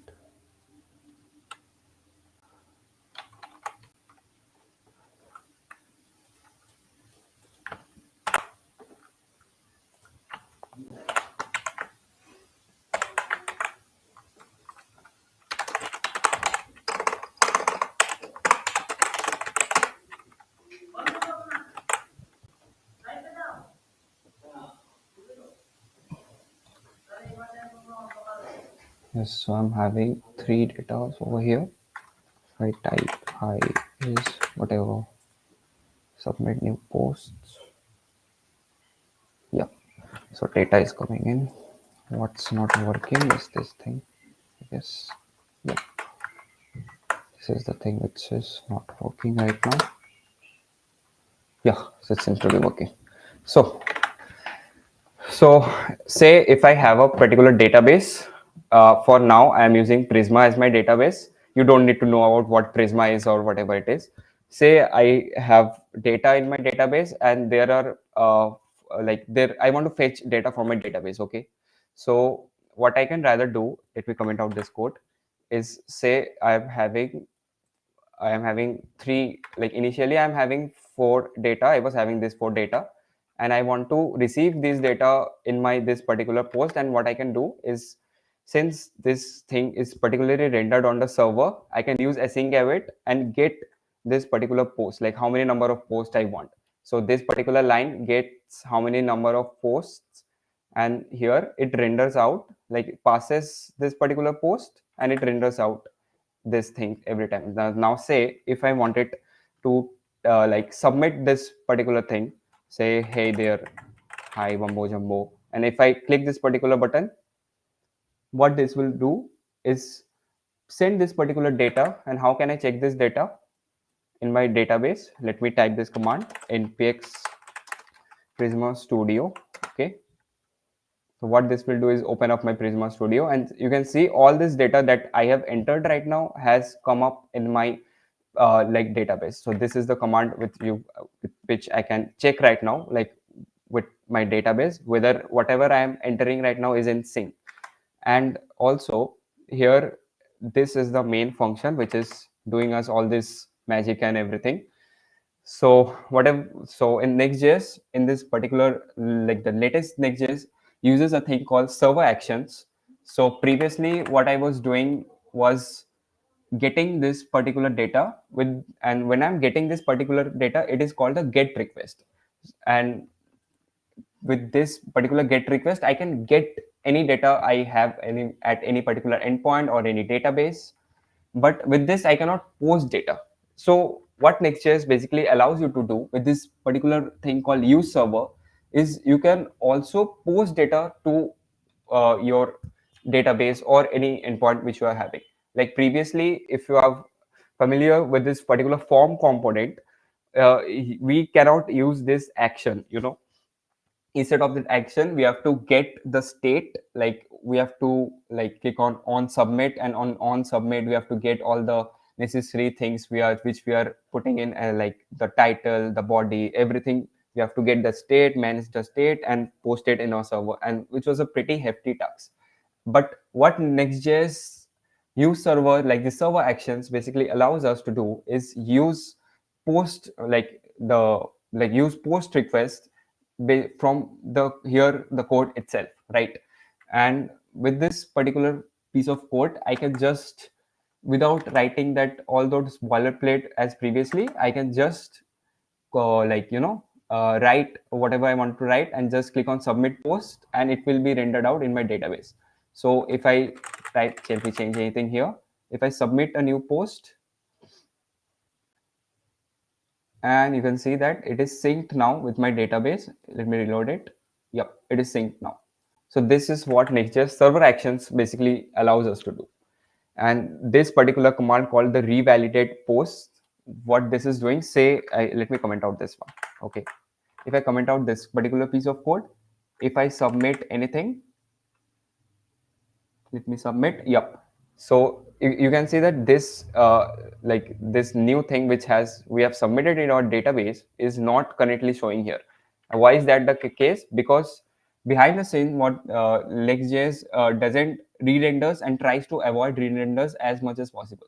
So what this revalidate will basically do is read, if we just comment out this code, whenever we are submitting anything or whenever there is any change, and this code is particular piece of code is present there, if we submit a new post, then it will automatically re-render the like page and fetch everything before. So that's how what basically server actions in Next.js are. Apart from that, we have like, let me search for it. Let me walk you through the images in Next.js, what images basically are and how images are so optimized in Next.js.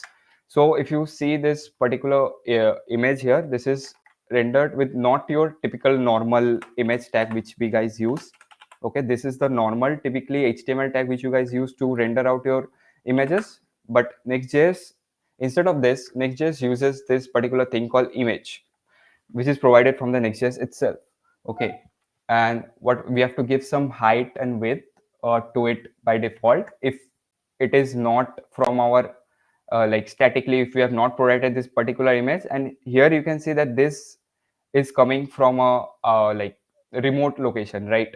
So since it's coming from a remote location, we have to provide its height and width, and now this thing will be rendered. Okay, and say if we had any kind of other link, and that would too also be rendered, and whatever you want to render, you can just provide it in this src part. Okay, apart from this, and since this is a remote link and not in sync with our local host, there will be a problem if we don't provide it into this particular thing called remote patterns.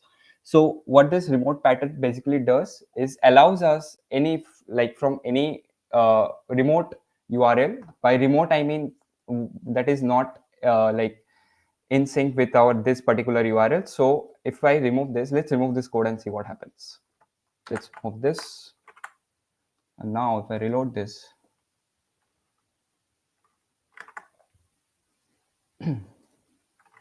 okay, this is giving me an error and it says that invalid src prop. Why is this is an error? Because this host name is not configured under our images. So to work, make remote images work, we need to just provide its host name. Like for my case, if I just go back to here, this is the host name, and I can just pretty much copy and paste it here so that it works, right? So that's basically with the image thing. And apart from this image thing, we also have this thing called the link. This is also not your typical like the anchor tag. If you are coming from the if like previously, I know you guys used to use this anchor tag in your HTML.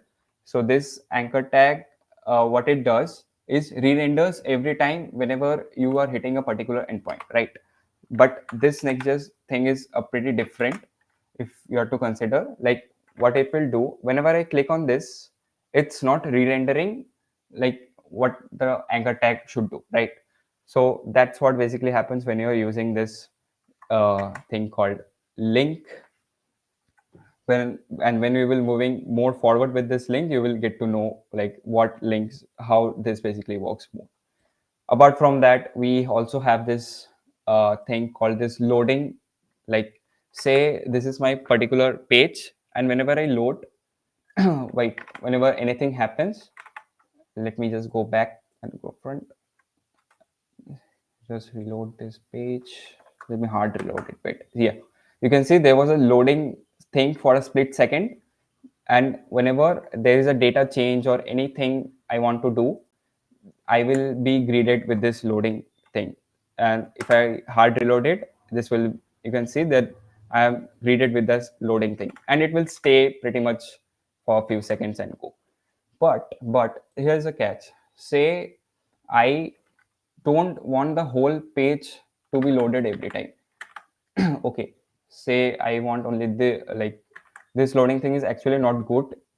Like say if you are loading this piece of data, but you don't want to load this whole page again and again, and only want to show loading in this particular data. Okay, so what we can rather do is, like, let me first comment this out.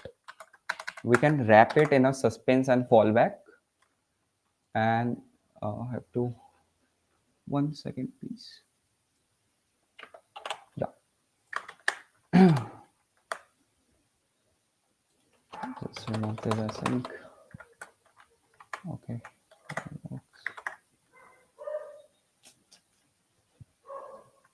Let me also save this.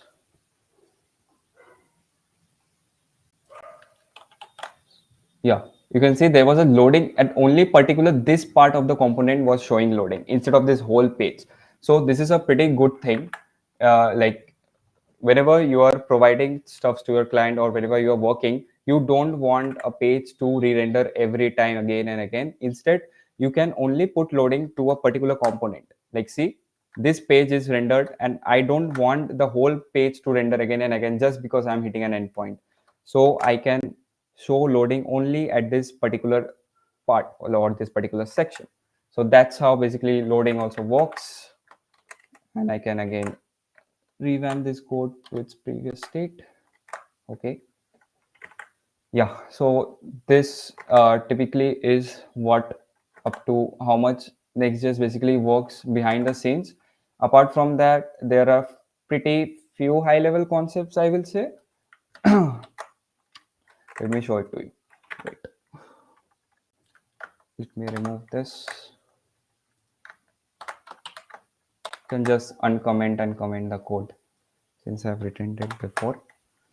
Yeah, so now say I want to, wait a minute, let me run this code again. Yeah, let's reload the page.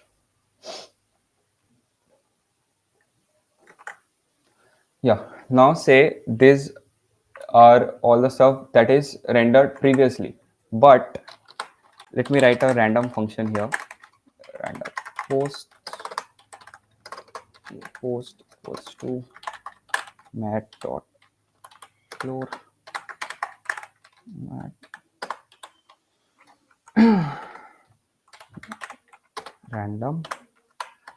Let me just multiply with 10 plus 1.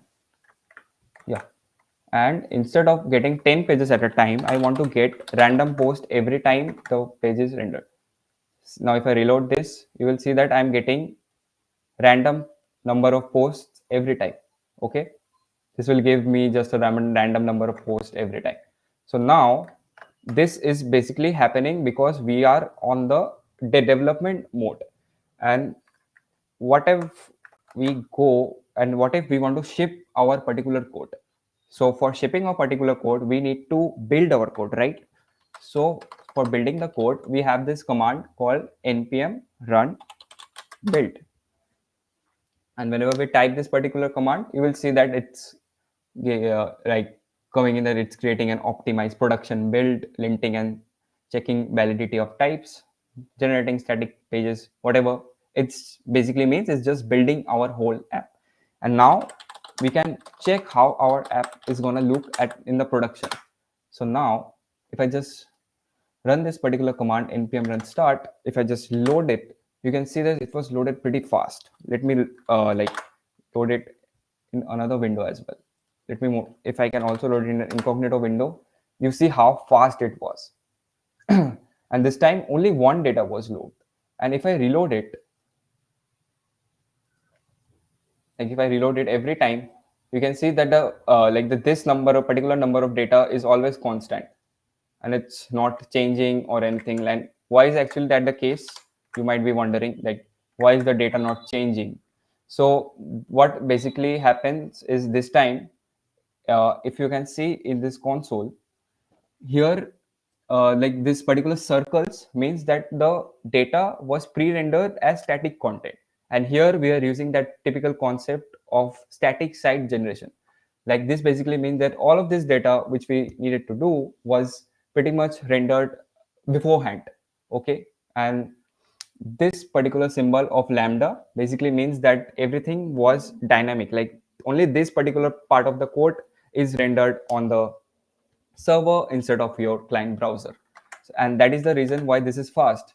But this is fast, this might be fast, but there is also an issue with this particular piece of code, because every time when you reload this particular code, we can like if you see that we are having a math.random function here, but this function is not running, and you might be wondering why is that the case. I want this to run again and again, and this is pretty much happening because this data was prefaced beforehand of what we really needed to do. So what if you want to avoid this particular situation? I know like there are times when you want to avoid a particular situation of every time rendering everything out on the server, like everything getting beforehand. So instead, what we can do is we can come up here and just type this command export const dynamic equals to force dynamic. Okay, this is this particular command which you will need to run, and what this command basically tells is your like this compiler is let me just build this thing again, then you will understand. So it says it's building again. Oh my god, it's building. It's pretty fast. And it's collecting the build traces. Yeah. So if you had observed pretty previously, we didn't had any kind of lambda symbol here. And that means that this time, this particular thing is dynamic.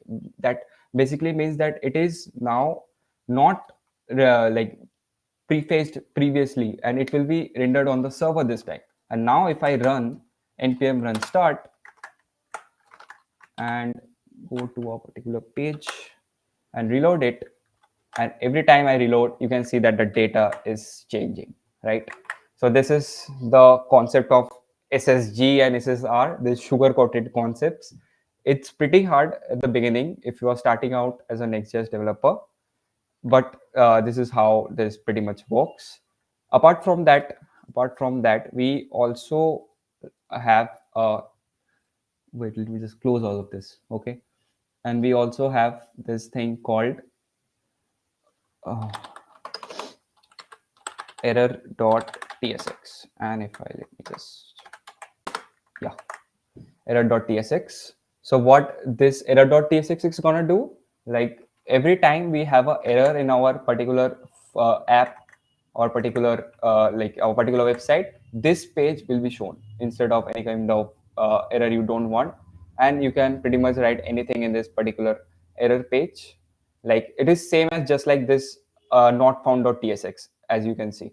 So this not found.tsx was also rendered if you had seen previously, like it's running. I can just write anything. Okay, client side exception has occurred. Very weird. And again a client side exception. It basically happens because it's basically happening because this thing is loaded in the server and not in your client. It's a pretty weird exception, I know. And apart from the basically, if you had seen previously, if I had gone like one, I have this one, so it's not giving me an error. If I go to 100, yeah. So now this is showing me that the post was not found, since we don't have 100 number of posts. If you can see this mat.random into 10, this will only like fetch up to only 10 data or at max, and this number just continues from 1 to 10 only, not 100 or so anything. So that's the main reason why the number of posts is like this particular page was rendered like the not found page. And here if you see, if it's also written here, if there is no post, like if the particular post is not present, like the number of posts, like I wrote here, again let me write it, this particular number is not present, so it's going to render me out this not found page, and this not found page is coming from this next navigation. So this pretty much you can say that helps us to not write pages manually, and you can do this pretty much easily from here. And now let's move with the next, error.tsx. Let me stop this development server and go into a dev mode. If we go into a dev mode and reload our page, yeah, so it's giving me an error because this is not a client component. So what a client component basically is when you type this thing at the top of the page called use client, and you need to have this use client whenever you are using a state or anything. And the reason why we are having error.tsx as use client is just because NextJs docs suggests it to have. Let me show you another example. Wait. Yeah, so this particular component called the site navigator, it's basically in our header section, like this for this particular two stuffs we are having this called the navigator. And if you can see that we are having a state here, like this use path, and this is coming from navigation. So since this is we are using a state here, so this we have to mark it as use client. Okay, so whenever you are using something which is not in the server, you have to mark it as use client. Okay, that's how pretty much how it works. And let me show you the error again. If reload the window, it's having a bit of error. Yeah. So now let's say I had a page. Where did the page go? Okay, it's here. Now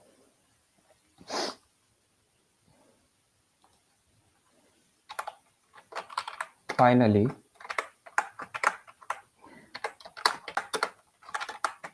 so error. So this will basically give me an error. If I go to posts, it's loading and it's an error. And why is this an error? I just did it manually to show you guys what the error.tsx looks like. You can also just convey like this is error page. Yeah.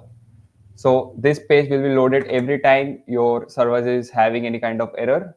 And this is what basically the error page does. And I think with this, you're good to go with coding your first next app. And if you also want to know what happens behind this scene, like this loading.tsx, like what basically happens behind the scene, let me tell you what happens behind the scene. Okay. So we are having this layout.tsx. Okay. And this is the thing called children. So what the this loading.tsx will do is that, say we have this, let me copy it first. Yeah, I'm just showing it. Okay. So this will be rendered as like this: suspense fallback equals to our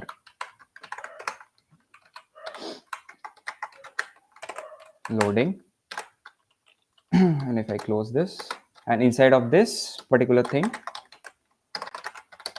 this page is going to get rendered. So this page, like every page which will have a loading.tsx or not found.tsx, this is the stuff which goes onto the backend, like NextJs uses abstraction. And if you're not familiar with abstraction, like it basically hides all of this important like this background stuff and shows you only the main typical stuff which you want to know. So this is what basically goes on when you are using this particular loading component. So if when you're using the, like if you're coming from the create react app or the native react app, there you have to write all of this stuff manually. But here in NextJs, you don't have to write all this manually, and instead NextJs will do this for you and will be a lovely child for you. So I think we are good to go with all these concepts. Basically, these are the main things. And now it's showing me an error because I did it manually. I can just remove this error of finally. And the compiler is again happy. We are good to go with the compiler. And you can also reload the page and it's going to fetch the number of posts every time. So yeah, that's what basically NextJS is. If you are going with the beginning stuff, like this thing of dynamic routing might be a bit confusing at the beginning, but yeah, you as you are coding along and like as you are moving forward in your coding journey with this particular framework, you will pretty much get familiar of how this thing pretty much works. It might be a bit complex at the beginning, but yeah, you will get it. And apart from that, you don't have to worry about what this Prisma and all was. This is not required at all. I just had to show you. That's why I used a database. And you can see that all the data we had put is coming into our database. So, and this is basically used for the server actions. So that's what NextJS is for right now.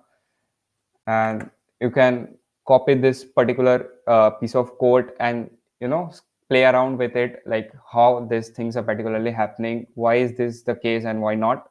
You have to test it out yourself to know more into this particular topic, nothing else.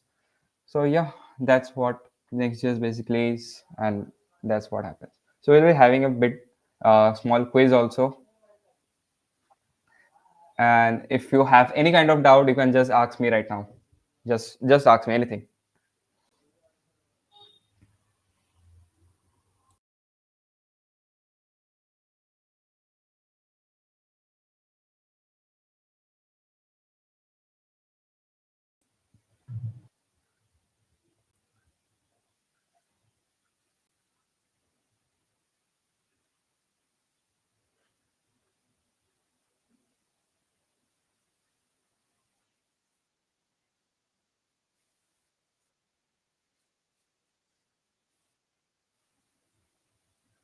Yeah, I think we can. Anish, are you having any quiz with you? Okay, okay. I also have. Participants in this session now. So we are going to have only one winner. Yeah, that's fine.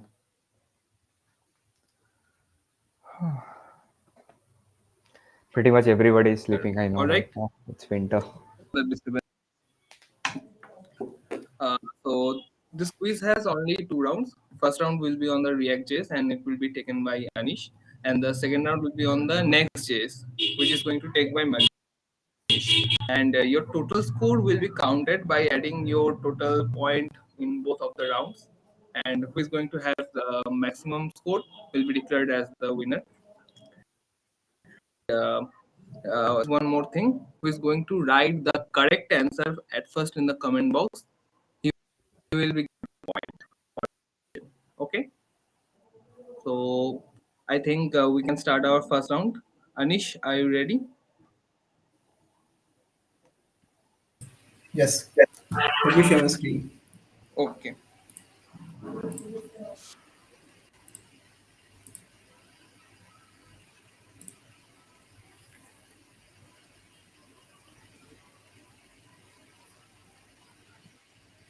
Wait a second.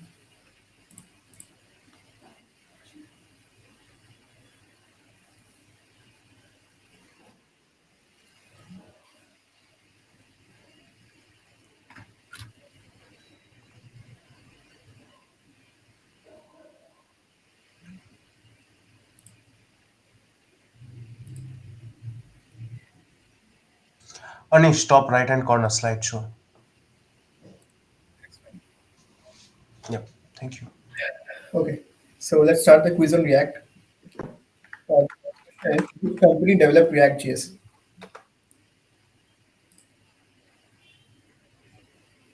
Yeah. All right. Okay, so let's check the answer. Facebook. That's a good one. Anish, one second. May I?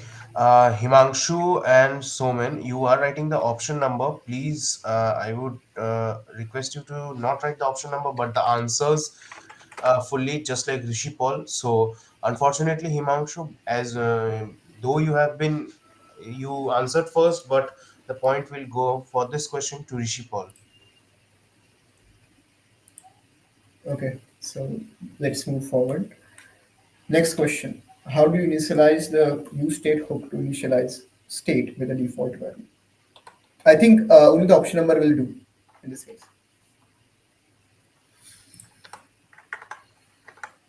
Anyone else?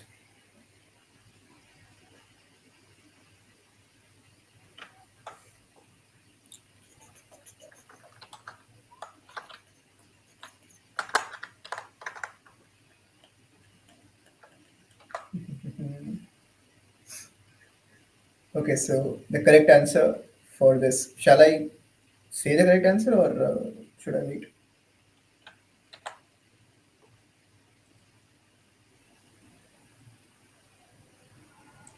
Yeah, you can. I think everyone has an answer. Okay, so the correct answer is D. Okay, D. So the point for this one also goes to Rishi. I think Rishi was the first one to answer D. Yes, he was. So let's move on to the next question then. Why is pagination used on websites?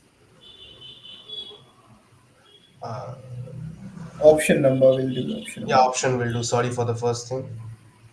Uh, but please do write ABCD dot 1, 2, 3, or 4. That will be preferable.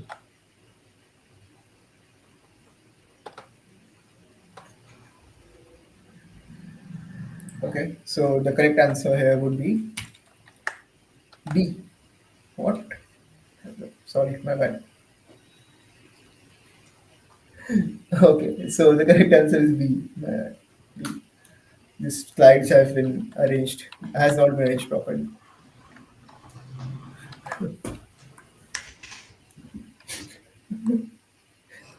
Okay. Next question. Submit. Yeah, this one goes. The previous one goes to Rishi also. Okay. How is the maximum page number calculated in the use pagination hook?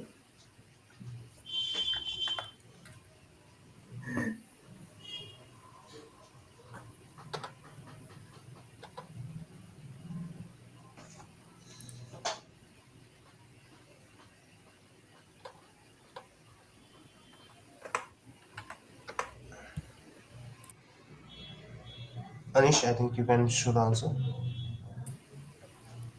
Okay, so the correct answer is B. Are I see some. So this one goes to Hazim. Just give me a second.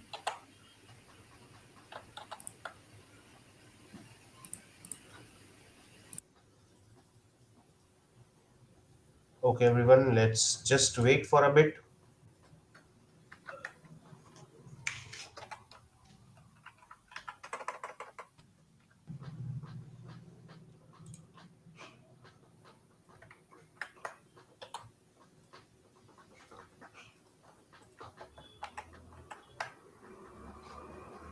Okay, okay. I'm sorry for the technical issue. I think the pages were rearranged. So-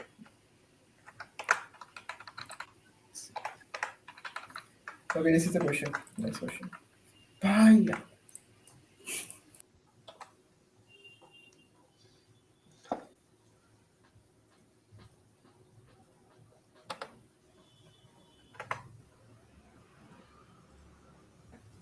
Next second. Wait one. Yeah, it's fine. Okay, so let's talk about something. How was the session? Both from Anish and Manish. Anyone wants to share their thoughts about how the session was?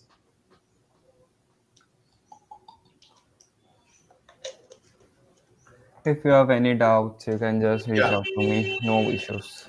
Okay, so let me share you the last question over here. Okay, Okay, let's go on to the last question for the first part of the quiz. this is the last question.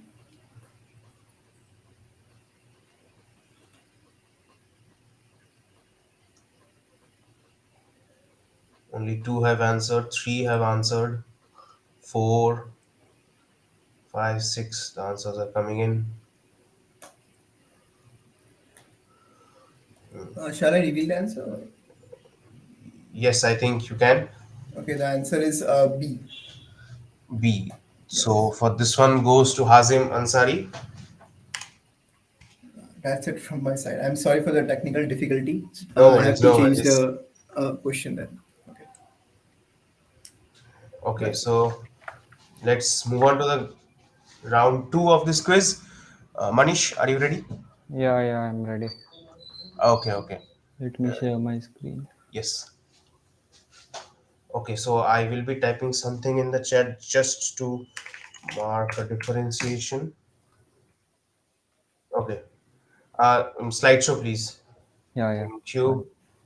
So, guys, here is the first question. A, check your options, though. Manish, A, B, C, E, D. हाँ ए B C D तो आज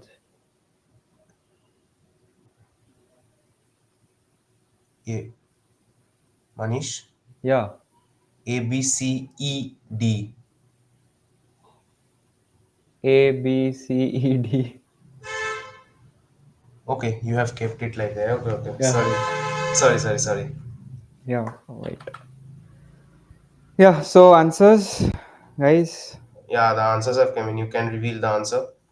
Yeah, so I have not revealed the reveal slide. Also, I am probably telling it. Of course, the answer is D. All of them are, and you can also get an internship with the current job market with this particular framework. Okay, okay. Let's move with the next question. What is the name of the cache in the client side in Next.js? Just think or try to guess. I have also shared the link of that you know, in that Notion link, there also you can get this answer. Do we have answers, Sambit? Yes, we do. Just waiting for five, four, three, two, one. Okay, Okay. so the answer is A, router cache. Okay, so this one is also to Rishi. Rishi is dominating this one. Rishi, no googling, right? Google করছিস না তো? Google করে যদি জানতে পারি তাহলে কিন্তু কিচ্ছু দেবো না। Okay, let's move with the next question. Yep. So, how do you define a publicly accessible route in the app directory? Please do check the option number on Okay, the okay, left side. okay, okay, okay. This time I have it. Yeah. So, yeah.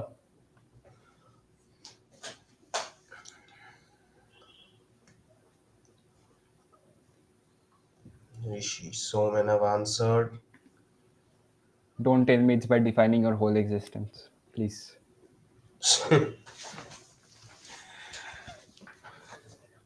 I might have answered that. So, do we have answers? Yeah, we have five answers. So let's five, four, three, two, one. Okay, so the correct answer is option B, by creating a file named page.js in the router directory. What is happening, Rishi? We're getting all the answers. Certainly, we don't have any kind of index.js here, and the link component is also used to just link it. And of course, you can also define your whole existence if you want to. Yeah, Yuvraj, YJ, you do the whole existence. Yes, my guy is there. Let's go. So, you suppose this is a scenario. Suppose you have a lot of data coming from an API and it needs to be displayed properly. So, which of the following are you going to do? Create separate pages for each of one of them, throw an error, use the concept of dynamic routing, or throw your computer and sleep, whoever cares about API. Yeah, D sounds very good.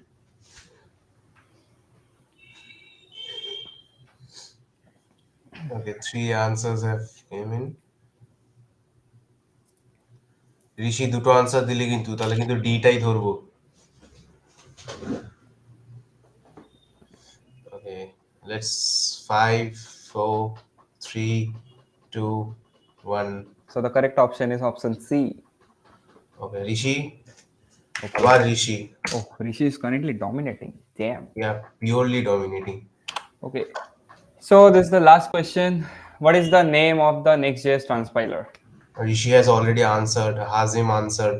Rishi and Hazim are answering very fast, though it was a tough battle. But let's go on. Let's check on the thing. Okay, two have answered. Any more answers?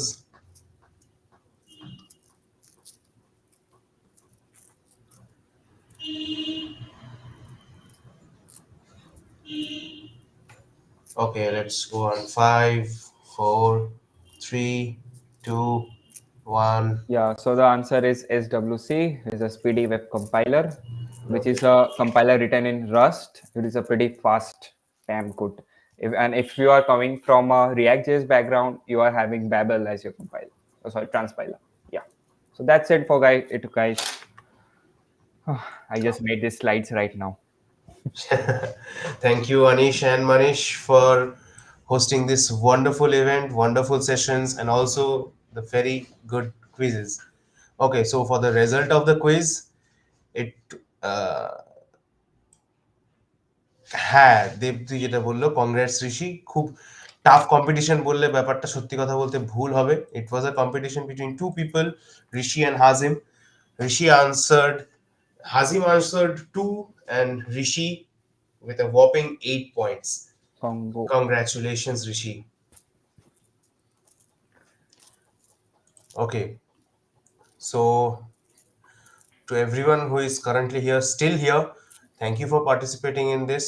As an ending keynote, I would like to thank to both Manish and Anish, our respected speakers for this session. I hope you have understood what is paging, how to implement it with React, and have grown a very good interest in Next and would try out next in the next web page you are building. That's Okay, pretty great. so that's all from our side. This was a collab event between the GDSC RCCIIT and RCCTechz, the official coding club of RCCIIT. Hope you people liked it. Thank you for watching. Let's see you all in the next event. Thank you guys. Goodbye. Good night and happy holidays. Good night, guys. For Thank anyone you for who joining. sorry for that, for anyone wondering if we have the recordings, yes, we do have the recordings. It will be uploaded in YouTube in short time, uh, and any form of other notes will also be included. The links from Manish and Anish both will be included and in that YouTube video. Don't worry about anything. Thank you guys. Goodbye. Good night.